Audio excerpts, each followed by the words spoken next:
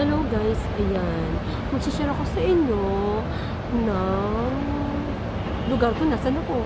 Ayan, nandito po ako ngayon sa BGC. Sa parte ng BGC na to, marami mga restaurant dito, marami ka patutuloy ng kakainan. Kami ngayon, kakain kami dito sa Denise. Ay, hindi makita. Basta kakain kami sa Denise, naghihintay lang ako. May kukwento lang ako. Dati-rati, itong BGC na to, papakita yan.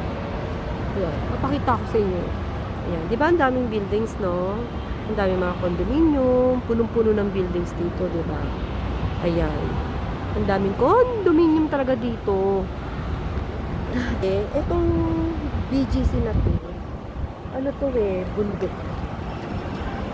At saka, golf course. At saka, maraming talayban dito, madilim, bundok, maraming puno.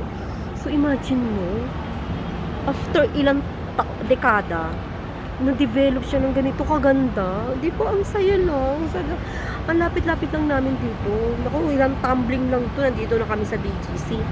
Yun lang hinishare ko lang sa inyo. Pero dati talaga to, bundok talaga to. Tsaka golf course talaga to, promise. Ngayon gumanda na talaga siya ng husto. At tsaka maraming opportunity dito. Maraming open jobs dito. Yun lang.